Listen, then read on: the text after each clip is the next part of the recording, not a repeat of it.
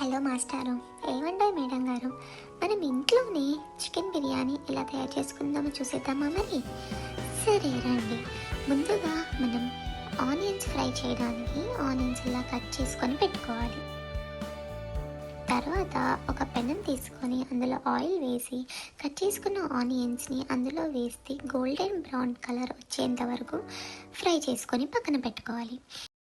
ఇప్పుడు మనం ముందుగా కడిగి పెట్టుకున్న చికెన్ తీసుకొని అందులో మనకి కావాల్సినంత అల్లం వెల్లుల్లి పేస్ట్, రుచికి తగినట్టు కారం,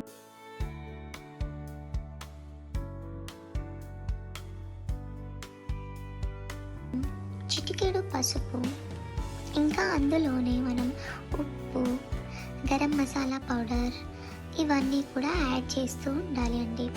ఈ పదార్థాలన్నీ చికెన్లో వేసుకున్న తర్వాతనే మొత్తం మిశ్రమాన్ని కలపడం స్టార్ట్ చేయాలి.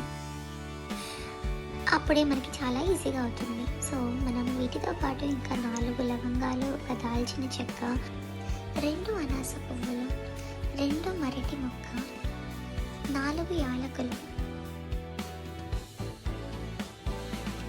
తర్వాత మనం కొత్తిమీర, ఇంకా ఒక కప్పు పుదీనా మనం ముందుగానే తుంచుకొని ఒక కప్పులో పక్కకి పెట్టుకోవాలి. ఇప్పుడు మనం ఆ తుంచి పెట్టుకున్న కొత్తిమీర, పుదీనాను కూడా ఇందులో కలపాలి. పుదీనా, కొత్తిమీర మనం మ్యారినేషన్లో వేస్తేనే చాలా టేస్ట్ వస్తుందండి.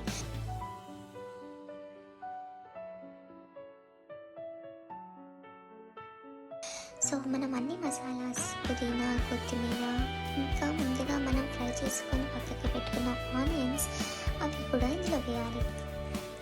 తర్వాత మనం పెరుగుని కూడా తీసుకొని అందులో కలుపుదామండి. అది ఇంతకుముందు మనం ఫ్రై చేసుకొని పెట్టుకున్న ఆయిల్ని లేకపోతే కొంచెం నెయ్యిని కూడా అందులో వేయండి. చాలా టేస్ట్ ఇస్తుంది మనకి బిర్యానీ.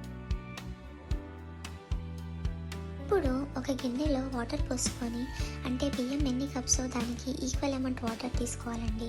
దాంట్లో అన్ని స్పైసెస్ యాడ్ చేసుకోవాలి. సాల్ట్ కూడా యాడ్ చేయాలి. గుర్తుపెట్టుకోండి, సాల్ట్ ఇక్కడ మాత్రమే అడ్జస్ట్ చేసుకోవడానికి కుదురుతుంది.